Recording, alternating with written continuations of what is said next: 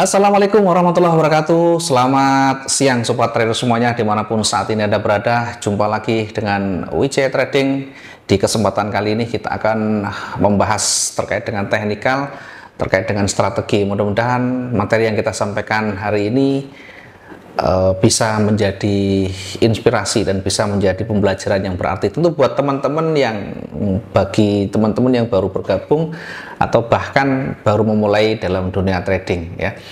Di materi-materi sebelumnya kita banyak membahas berkaitan dengan teknikal, berkaitan dengan analisa dan sebagainya. Bahkan setiap pagi kita juga memberikan roadmap untuk pergerakan, potensi pergerakan dan probabilitas di dalam satu hari.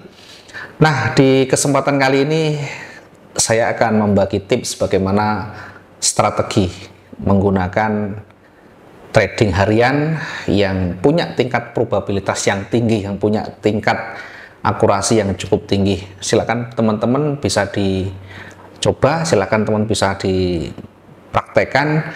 Dan ketika step by step itu sudah dilakukan, kita selalu belajar banyak dari pengalaman yang sudah kita lakukan, tentu akan bisa memperbaiki strategi trading kita, bisa memperbaiki kualitas trading kita menjadi lebih baik lagi. Jangan kemana-mana, dan bagi teman-teman yang baru bergabung di WJ Trading, jangan lupa subscribe dan nyalakan notifikasinya, sehingga kalau ada video-video terbaru dari WJ Trading, teman-teman bisa langsung melakukan update, bisa mendapatkan update-nya. Baik, kita simak materi yang akan kita sampaikan setelah yang satu ini.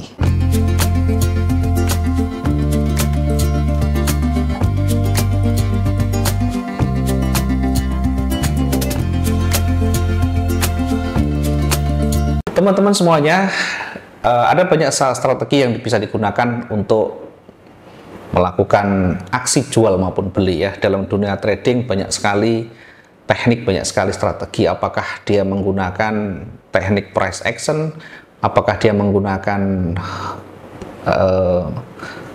indikator, dan mungkin ada sebagian juga yang menggunakan bantuan expert advisor ya, atau bahasa gampangnya atau bahasa lazimnya disebut dengan robot trading. Di kesempatan kali ini saya akan membagikan strategi entry menggunakan price action, kemudian kita memilih tipenya yang day trading atau trading harian, kemudian strateginya seperti apa, dengan langkah demi langkah seperti apa. Yuk kita simak. Yang pertama yang perlu kita perhatikan di dalam membaca pergerakan, di dalam menganalisa pasar ya. Kenapa harus dianalisa? Kenapa harus dilakukan pengamatan, dilakukan identifikasi ya? Karena dengan menggunakan analisa itu minimal kita bisa menentukan kemungkinan terbesar yang nanti bisa terjadi ke depannya. Walaupun itu hanya kemungkinan, namun tentu kita mencari tingkat probabilitas yang paling maksimum, paling tinggi. Yang pertama yang harus disiapkan teman-teman di dalam menganalisa, khususnya di dalam menggunakan trading harian atau intraday-nya, yang pertama selalu siapkan time frame yang sesuai ya. Di dalam trading harian tentu kita bisa memilih time frame yang tidak terlalu tinggi ya, karena pergerakan yang kita ambil adalah dalam satu hari saja.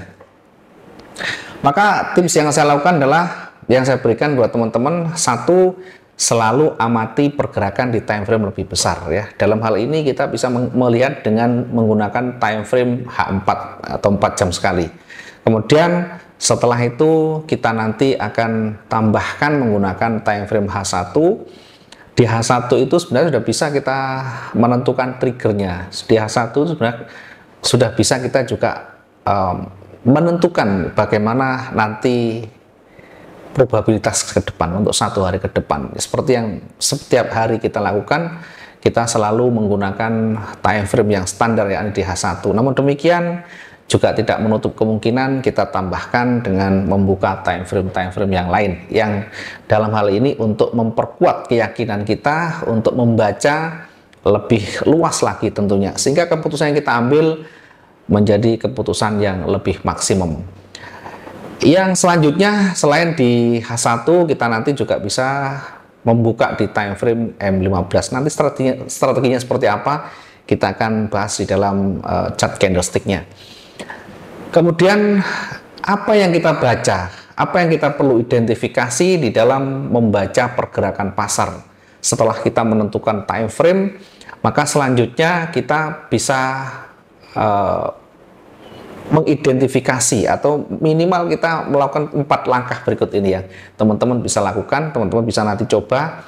Ada 4 langkah strategi yang bisa kita lakukan di dalam menganalisa, di dalam membaca pergerakan itu, kemudian menentukan titik entry-nya, kemudian menentukan batasan resikonya dan targetnya seperti apa. Bagaimana selengkapnya terkait dengan strategi ini ya, kita akan amati, kita akan lihat selengkapnya. Baik, bagaimana contohnya di dalam penerapan analisa ini di dalam trading harian, kemudian secara candlestick atau chart candlesticknya seperti apa, langkahnya seperti apa. Yuk kita simak baik-baik penjelasan berikut ini. Baik teman-teman semuanya, sebelum kita menentukan entry point kita, sebelum menentukan titik entry, terlebih kita menentukan kondisi marketnya seperti apa. Dalam kondisi market tadi ada trend, kemudian ada support resisten. Maka saya contohkan begini ya. Misalkan saya menggunakan contoh di tanggal 21 ya, misalkan seperti ini ya. Nah, kita menggunakan time frame H1 ya, atau mungkin kita bisa lihat dari time frame H4 dulu ya. Misalkan di H4 kita amati apakah pergerakan itu ada candlestick yang signifikan pengaruhnya terhadap candle-candle sebelumnya. Kita akan amati di H4. Di H4 juga sama, nanti perhatikan dari kondisi marketnya, trennya kemana, kemudian support resistance-nya kemana, support resistance-nya di mana. Setelah itu ini menjadi catatan penting kita untuk kita lakukan pengamatan lebih dalam di time frame lebih kecil. Karena untuk harian kalau kita hanya menggunakan time frame H4 tentu kita tidak menemukan banyak trigger di sana. Sehingga di time frame yang lebih tinggi itu hanya untuk memetakan secara umumnya. Kemudian di time frame yang lebih rendah itu untuk menentukan trigger kita, untuk menentukan pola apa yang nanti bisa kita jadikan sebagai aturan main untuk entry point kita ya. Kita lanjutkan. Contoh misalkan di H4 kita melihat di tanggal 21 pergerakannya ini, misalkan di awal ini pergerakan dia bergerak mulai naik, kemudian sudah mulai ada kecenderungan turun ya. Dari sini kalau kita amati ada rejeksi yang luar biasa, kemudian ada tanda merah, kemudian mulai merah mulai bergerak. Tentu nanti yang menjadi catatan kita ketika dia bergerak naik dan turun, maka perhatikan sisi kondisinya. Perhatikan dari sisi tren yang ada. Kita bisa membuat garis tren dengan menarik kecenderungan ya. Ketika dia naik, swing high-nya di mana, swing low-nya di mana, kita tarik. Kemudian secara visual kita lihat arahnya kemana. Dari pengamatan yang ada di sini ya, saya melihat pergerakan ini menuju ke bawah walaupun kecil ya. Setelah dia bergerak naik, kemudian ini mulai konsolidasi ya, meskipun konsolidasi ini ada potensi yang lebih besar untuk bergerak naik. Dari mana? Dari swing high dan swing low-nya. Maka fokus kita adalah mencari posisi buy, mencari trigger untuk buy atau ke atas. Mengingat di sini ada swing high-nya, di sini ada swing low-nya. Dan ini berada di area yang hampir sama, berada di area datar, maka harus lebih berhati-hati di dalam menentukan entry point kita ya. Pastikan ketika dia mulai bergerak naik, itu betul-betul sudah melewati batas level psikologis terdekatnya. Dalam hal ini kita menentukan ada resisten di sini. Maka entry point kita itu kita arahkan ketika betul-betul sudah ada tanda dia mulai bergerak naik, mulai break dari level resistennya. Intinya yang kita lakukan ketika dia mulai bergerak turun, maka fokus kita adalah sell ya. Ketika dia turun, fokus utama kita mengamati dengan memanfaatkan sell. Tetapi jangan lupa ya, tren utamanya itu kemana. Kalau trennya dia bergerak turun, ya kita fokus di pergerakan sell dulu. Kalau dia tren yang terdekat itu lebih dominan ke atas, kita masuk posisi buy atau mencari trigger untuk entry point buy ya.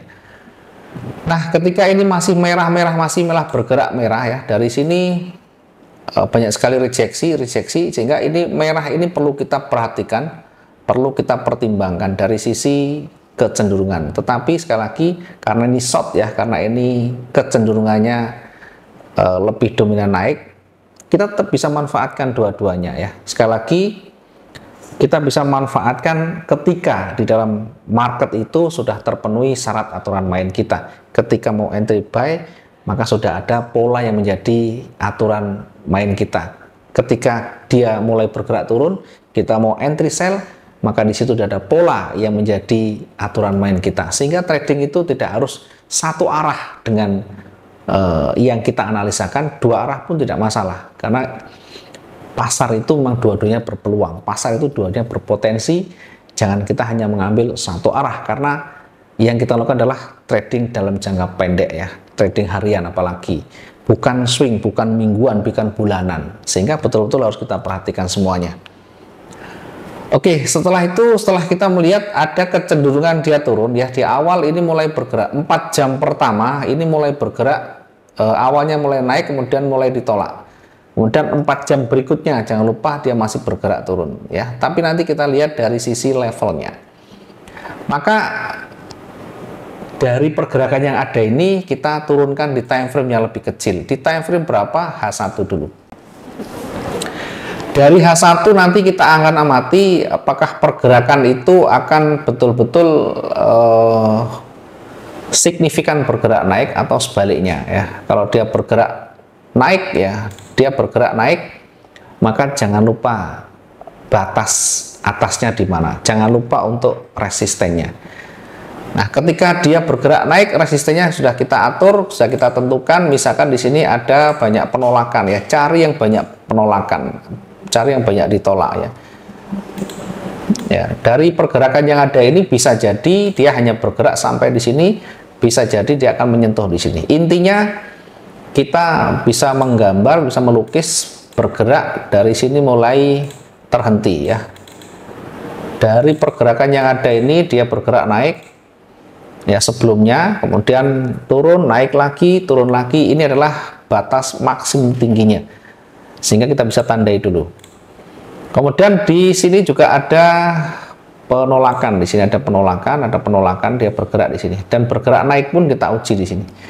Kira-kira mampu tidak menembusnya di wilayah swing di atasnya. Kita tidak perlu yang terlalu tinggi dulu, yang terdekat dulu. Nah, seandainya dia tidak mampu, maka lihat dari terbentuk candle berikutnya ya. Dia ternyata berat juga dan mulai berubah warna. Sehingga yang terbentuk adalah swing di atas mulai merendah. Swingnya mulai merendah. Oke, misalkan sampai di sini. Maka perhatikan ini swing high-nya, di sini swing low-nya, di sini swing high-nya, di sini swing low-nya. Ya, dua swing high, dua swing low yang menuju ke bawah itu bisa menjadi awal dia mulai akan bergerak tren turun ya. Tren dalam hal ini bukan tren besar ya, kita hanya melihat dari tren yang terdekat di situ sehingga kita bisa menempatkan entry point kita ya. Perhatikan ketika dia bergerak turun, kemudian kita akan uji lagi di sini ya. Ketika dia nanti bergerak naik, kita uji di area level terdekatnya. Kapan kita entry-nya? Fokus kita adalah sell karena ini sudah mulai terbentuk satu struktur tren turun. Maka seperti yang biasa kita lakukan, yang bisa kita sampaikan ketika dia mulai bergerak turun, membentuk satu struktur yang baru. Perhatikan selalu swing high dan swing low-nya. Ketika dia menuju ke bawah, maka ini menjadi syarat pertama dia mulai tren turun, sehingga kita bisa menempatkan sell di sini. Nah, dalam hal ini ketika dia mulai bergerak naik, di mana kita menempatkan sell-nya setelah merah terbentuk di sini. Kita bisa menentukan sell setelah merah terbentuk. Ya, kita bisa menentukan di sini. Berapa targetnya? Silahkan ditentukan, silahkan dihitung sesuai dengan aturan yang kita sudah buat. Apakah target kita 50 pips atau 100 pips, silahkan ya.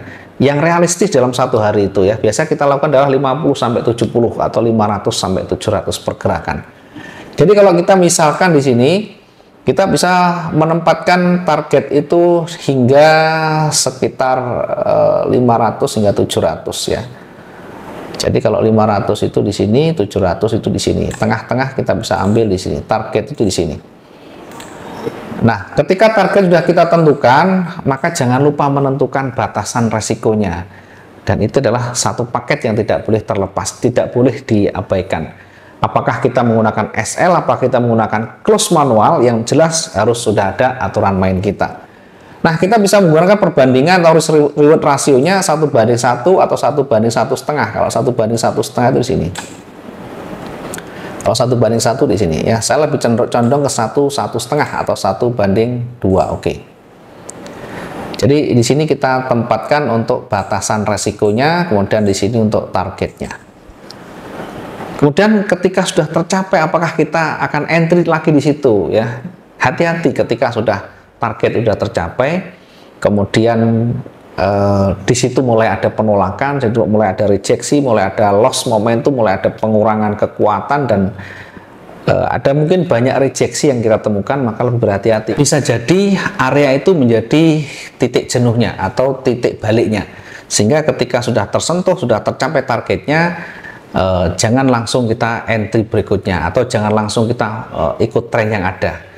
Kita amati lagi, kita lihat lagi kondisi marketnya seperti apa, dari sisi kecenderungan kemana, dari sisi tren tadi kemana, kemudian area support resistnya bagaimana, kemudian dari sisi pola yang terbentuk di situ kita akan amati ya, sehingga betul-betul kita bisa menempatkan posisi itu sesuai dengan kondisi yang ada.